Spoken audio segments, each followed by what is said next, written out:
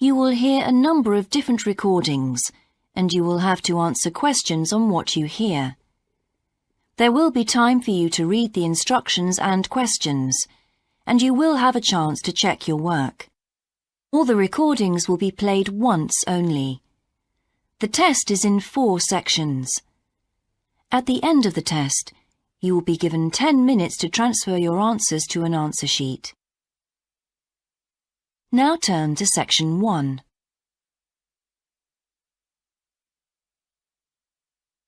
Section 1. You will hear a man telephoning to ask about a job in a hotel. First, you have some time to look at questions 1 to 4.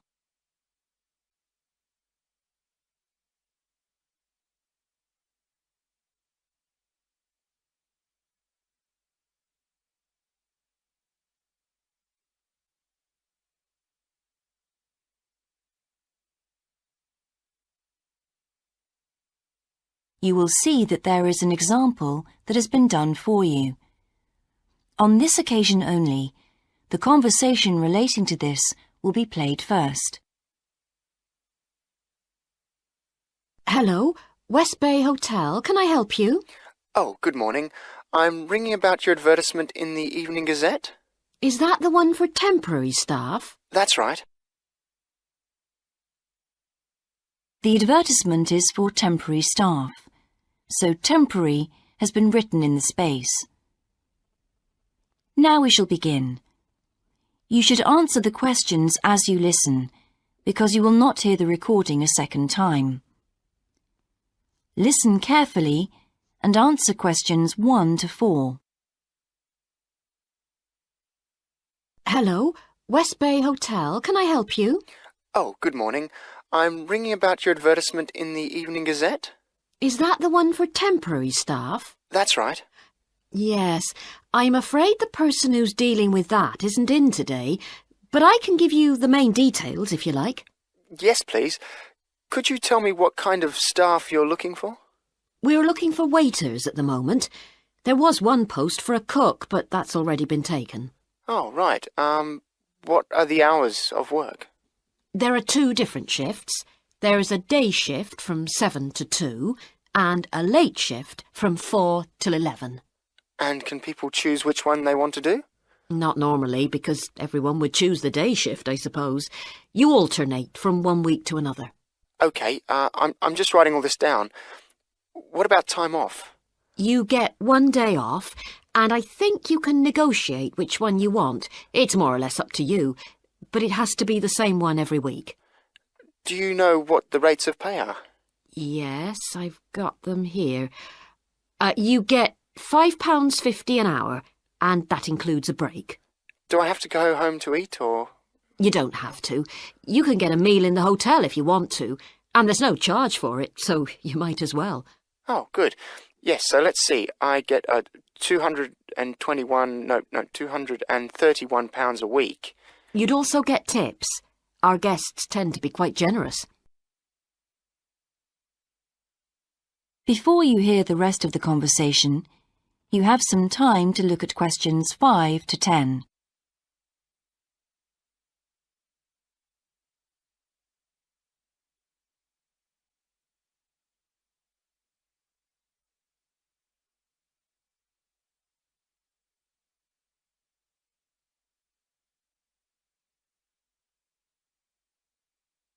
Now listen and answer questions 5 to 10.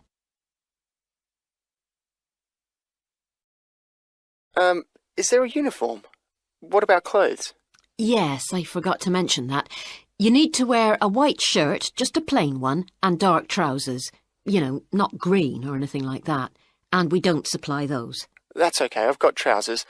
I just have to buy a couple of shirts. What about anything else? Do I need a waistcoat or anything? You have to wear a jacket, but the hotel lends you that. I see. One last thing.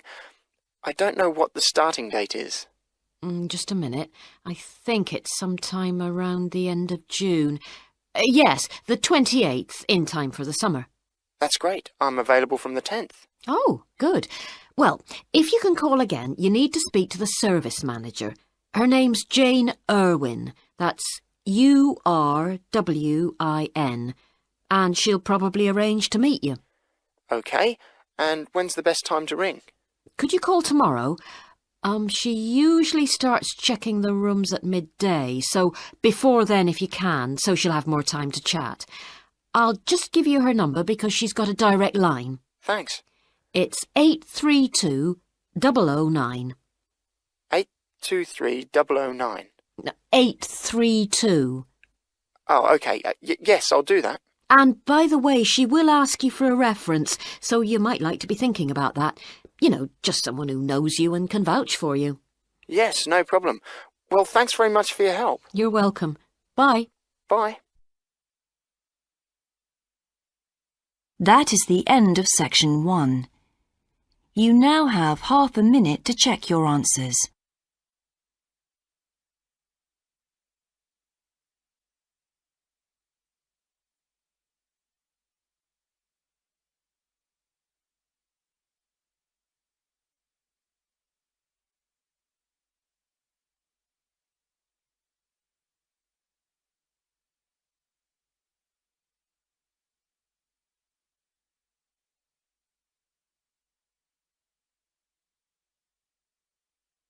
Now turn to section 2.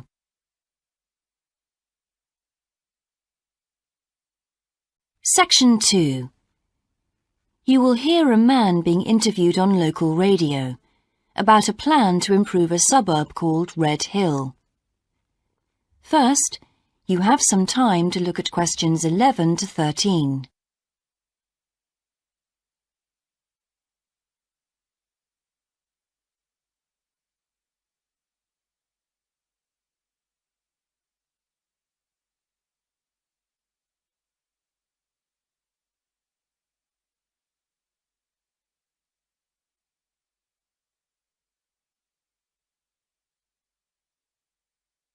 Now listen carefully and answer questions 11 to 13.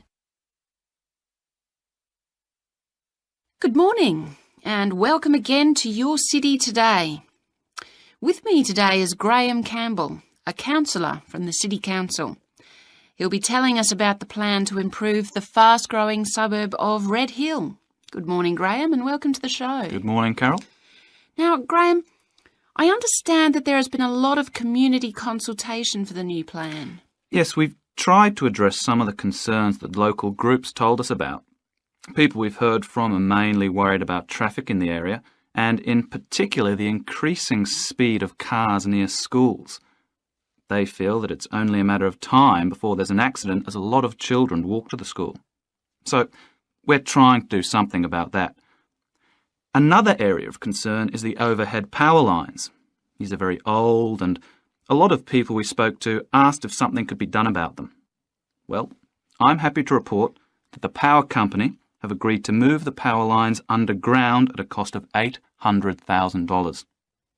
I think that will really improve the look of the area, as well as being safer. That's good to know. But will that mean an increase in rates for the local businesses in that area?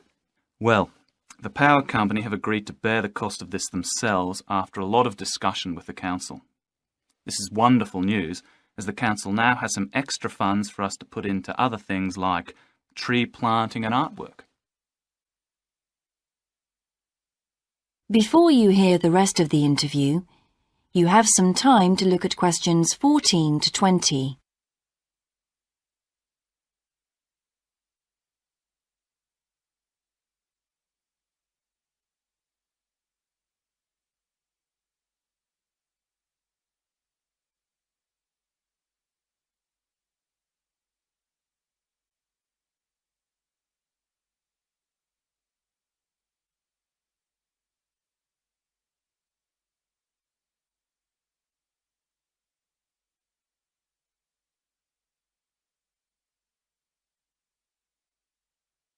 Now listen and answer questions 14 to 20. Now, we've also put together a map which we've sent out to all the residents in the area. And on the map we've marked the proposed changes. Firstly, we'll plant mature pine trees to provide shelter and shade just to the right of the supermarket in Days Road. In order to address the traffic problems, the pavements on the corner of Carberry and Thomas Street will be widened. This will help to reduce the speed of vehicles entering Thomas Street. We think it's very important to separate the local residential streets from the main road, so the roadway at the entrance to Thomas Street from Days Road will be painted red. This should mark it more clearly and act as a signal for traffic to slow down. One way of making sure that the pedestrians are safe is to increase signage at the intersections. A Keep Clear sign will be erected at the junction of Evelyn Street and Hill Street to enable traffic to exit at all times. Something we're planning to do to help control the flow of traffic in the area is to install traffic lights halfway down Hill Street where it crosses Days Road. Now, we haven't only thought about the cars and traffic, of course. There's also something for the children. We're going to get school children in the area to research a local story, the life of a local sports hero, perhaps. And an artist will incorporate that story into paintings on the wall of a building on the other side of Hill Street from the supermarket. And finally, we've agreed to build a new children's playground, which will be at the other end of Hill Street, close to the intersection with Carberry Street. Wonderful. Now, what's the next stage? Well, the final plan will... That is the end of section 2. You now have half a minute to check your answers.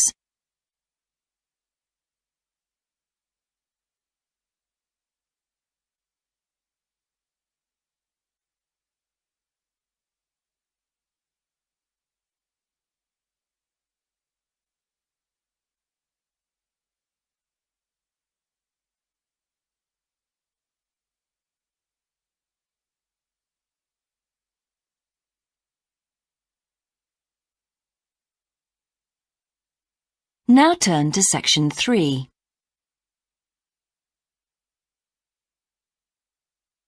Section 3. You will hear two students called Dan and Jeannie discussing their studies at university. First, you have some time to look at questions 21 to 26.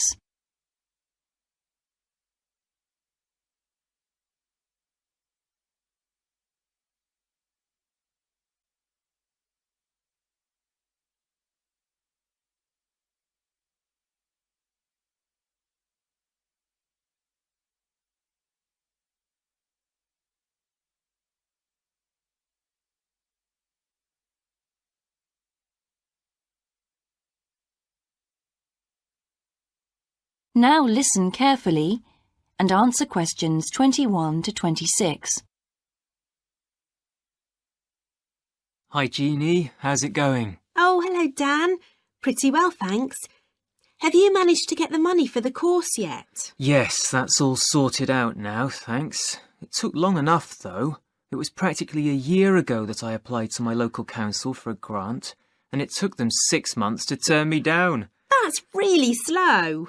And I thought I was eligible for government funding, but it seems I was mistaken. So then I asked the boss of the company I used to work for if they would sponsor me, and much to my surprise, he said they'd make a contribution. But what about college grants and scholarships?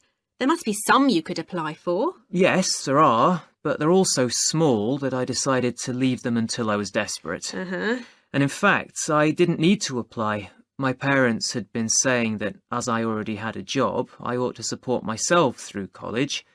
But in the end, they took pity on me, so now I've just about got enough. That's good. So now I can put a bit of effort into meeting people.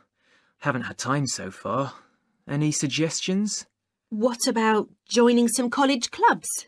Oh, right. You joined several, didn't you? Yes, I'm in the drama club.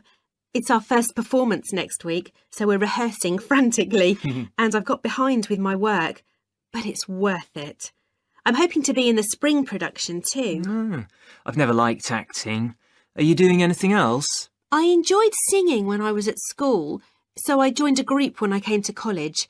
I don't think the conductor stretches us enough though, so I'll give up after the next concert. And I also joined the debating society. It's fun, but with all the rehearsing I'm doing, something has to go, and I'm afraid that's the one.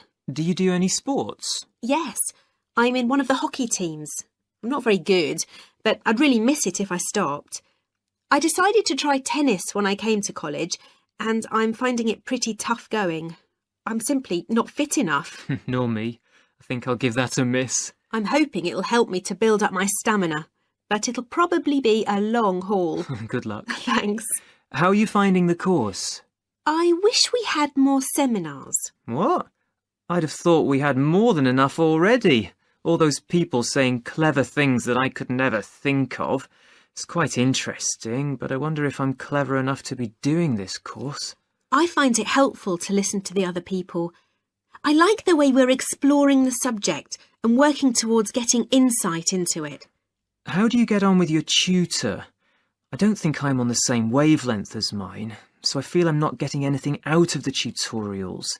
It would be more productive to read a book instead. Oh, mine's very demanding. She gives me lots of feedback and advice, so I've got much better at writing essays. And she's helping me plan my revision for the end-of-year exams. Do tell me, I always struggle with revision. Before you hear the rest of the discussion, you have some time to look at questions 27 to 30.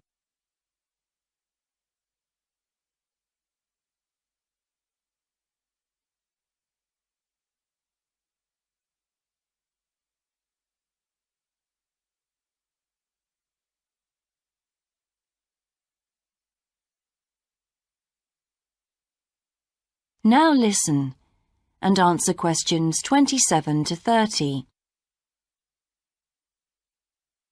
Well, the first thing is to find out exactly what's required in the exams. Would it help to get hold of some past papers? Yes, they'll help to make it clear. Right, I'll do that. Then what? Then you can sort out your revision priorities based on what's most likely to come up. I put these on a card and read them through regularly. Uh-huh. But that isn't enough in itself.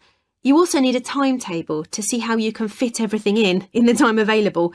Then keep it in front of you while you're studying. I've done that before, but it hasn't helped me. Maybe you need to do something different every day. So if you break down your revision into small tasks and allocate them to specific days, there's more incentive to tackle them. With big topics, you're more likely to put off starting. Good idea. And as I revise each topic, I write a single paragraph about it. Then later I can read it through quickly, and it helps fix things in my mind. Oh, that's brilliant. I also write answers to questions for the exam practice. It's hard to make myself do it, though. Well, I'll try. Thanks a lot, Jeannie. That's a great help. No problem.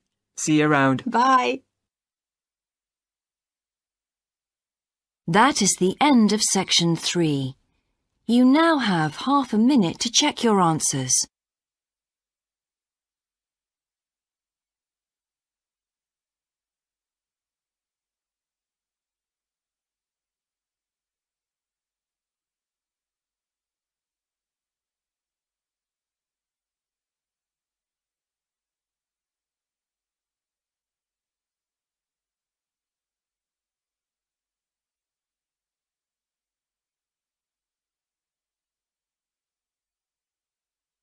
Now turn to section 4.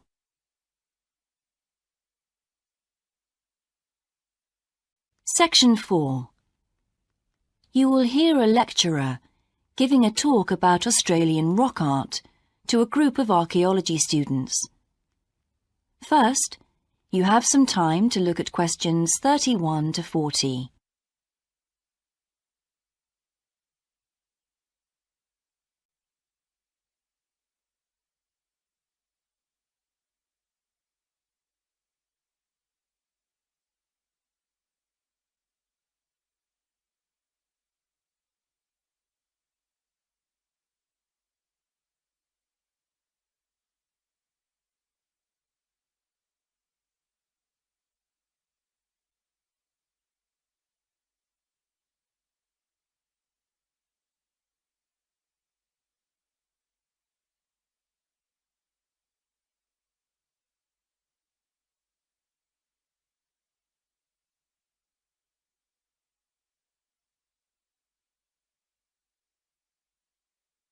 Now listen carefully and answer questions 31 to 40.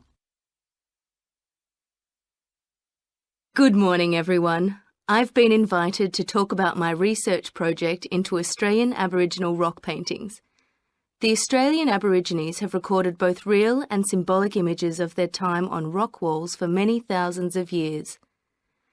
Throughout the long history of this tradition, new images have appeared and new painting styles have developed. And these characteristics can be used to categorise the different artistic styles. Among these are what we call the dynamic, yam, and modern styles of painting. One of the most significant characteristics of the different styles is the way that humans are depicted in the paintings. The more recent paintings show people in static poses, but the first human images to dominate rock art paintings over 8,000 years ago were full of movement. These paintings showed people hunting and cooking food, and so they were given the name dynamic to reflect this energy. It's quite amazing considering they were painted in such a simple stick-like form. In the yam period, there was a movement away from stick figures to a more naturalistic shape. However, they didn't go as far as the modern style, which is known as X-ray because it actually makes a feature of the internal skeleton as well as the organs of animals and humans. The yam style of painting got its name from the fact that it featured much curvier figures that actually resemble the vegetable called a yam, which is similar to a sweet potato. The modern paintings are interesting because they include paintings at the time of the first contact with European settlers. Aborigines managed to convey the idea of the settlers' clothing by simply painting the Europeans without any hands, indicating the habit of standing with their hands in their pockets.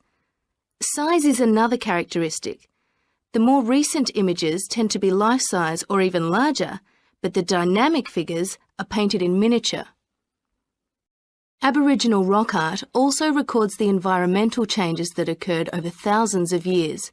For example, we know from the dynamic paintings that over 8,000 years ago, Aborigines would have rarely eaten fish, and sea levels were much lower at this time. In fact, fish didn't start to appear in paintings until the yam period, along with shells and other marine images. The paintings of the yam tradition also suggest that, during this time, the Aborigines moved away from animals as their main food source and began including vegetables in their diet, as these feature prominently. Freshwater creatures didn't appear in the paintings until the modern period from 4,000 years ago.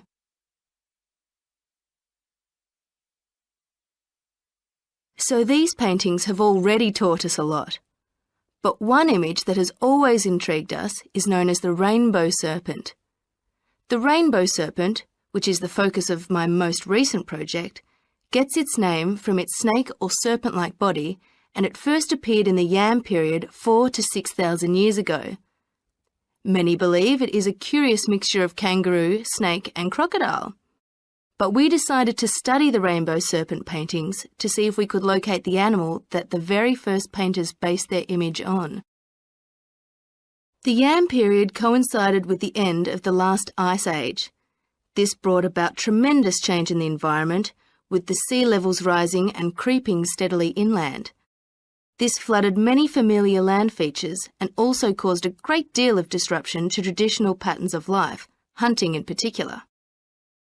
New shores were formed and totally different creatures would have washed up onto the shores.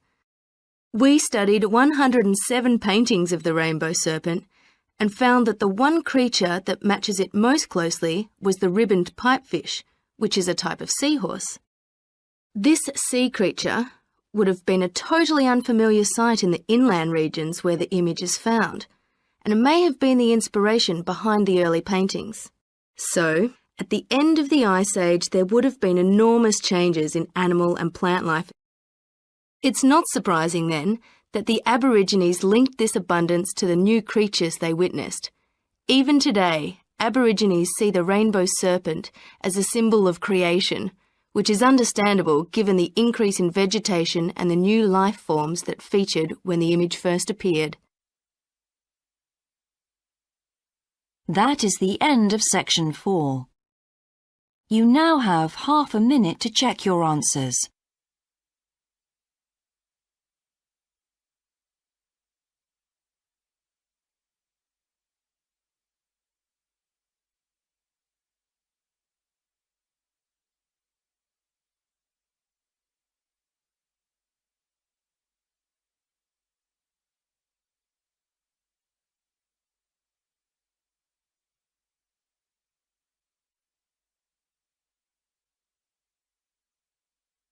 That is the end of the listening test. In the IELTS test, you would now have 10 minutes to transfer your answers to the answer sheet.